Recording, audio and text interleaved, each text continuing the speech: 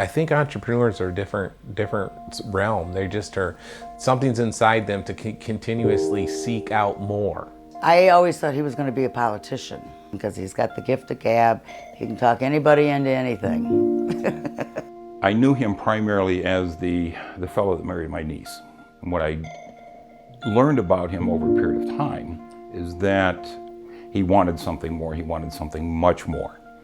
And when I came into this business, I found out a little bit more what he was really made of.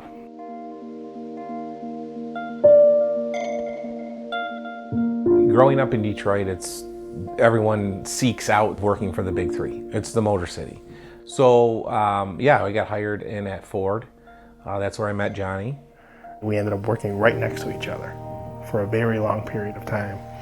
So during that long period of time, I started hearing about network marketing and direct sales and the different goals he had.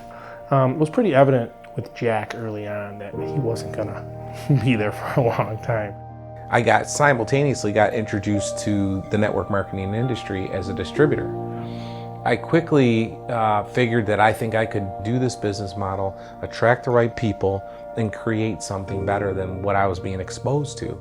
I sensed a drive within him, and that got fine-tuned and molded over a period of time to where that vision became much more clear. He was going to be successful.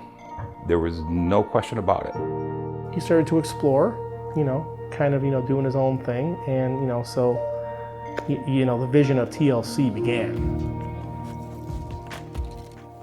I mean, this is where it all started. This was home. When we started downstairs, I always said to myself, every great company started in the garage or the basement of a house. The passion in me was the home-based business part, where we were literally home.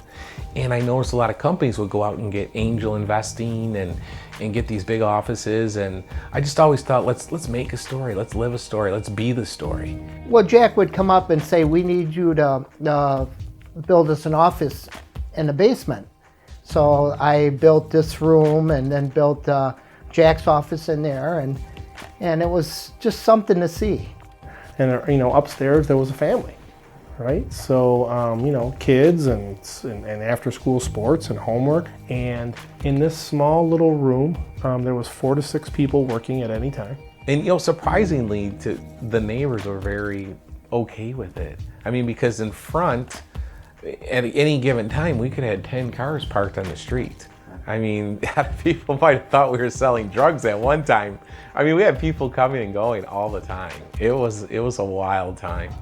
Their house wasn't a house no more. It was, business going on down here. That window would leak sometimes when it rained sideways, and the computers would get wet and we'd have to move everything.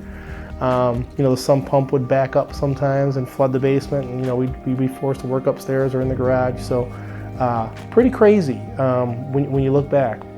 I quickly learned that there was a lot of moving parts to a network marketing company. You're dealing with merchants, you're dealing with software, you're dealing with products. It wasn't an easy feat. Well, I don't want to put it as organized chaos, because there really wasn't any chaos, but everybody wore a number of different hats. We used to work literally 10 to 12 hours a day, every day. We used to have to carry all the product down, especially the NutriBurst. We'd sit here on the card table making tea. That was our only 2 things we had. And then Uncle Jim would make postage, and I'd bake tea, and then I'd come over here and package up the product. And Loretta sat right here, taking all the orders, paying all the bills. The orders kept going up, and I keep thinking, well, maybe he's onto something, Well, it was really, really hard when we started getting all the Spanish-speaking people. We would have to talk to a little kid or the next door neighbor or something just to get the phone number to see what they wanted, and then we found Rosa. Everything was in Spanish. Everything, every call. I used to have sticky notes around my computer to kind of, know which call was next. The first country that we had was Colombia. They were really big with the teeth because they like to be fit. And then the second country that was there was Mexico. And then They started in El Salvador, Guatemala, and then it just exported in the US. Things started to really pick up steam, and phones started ringing like crazy, and started to really expand really quickly. And then it got to be where we got more and more people. We just couldn't work here anymore. Okay. I think we got out of here about 2012. We had a warehouse. We got a warehouse with an office situation, but I do know, like for example, Loretta wanted to stay here, for a time being, and maybe we, for 6 months shuttled in and out of here and into the warehouse. One reason the company grew so quickly and continues to grow, there's just one person, that's Jack Fallon. Because of his effort and his work, we developed a network that started to go somewhat nationwide, from California to New York, New Jersey. 2 or 3 years were kind of like a blur for us because we were busy and we're adding people, and you're just working the phones trying to make everything happen, and then you're training people and they're kind of doing things behind the scenes, and kind of lose track of the whole thing. And you look up one day and you're like, wow, we're not so small anymore. We had 2 warehouses going at one time, both with offices. So then finally we found the building we're in now, where we have everything's under one roof.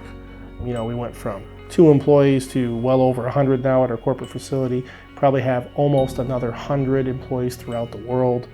Tens of thousands of distributors, more than 30 products. It's just amazing. What we're trying to do now is to plan 2 to 5 years out, so we know exactly where we're headed, that we won't hit any speed bumps, and that we will continue to improve year after year after year. Even to this day, I don't think that we feel like we've accomplished anything yet. I think that we still have that burning desire to do more. TLC, it's our responsibility to change as many lives as we can around the world, and we don't take it lightly. And it starts at every pillar of our foundation, and we're just blessed to have a great team that share the same vision.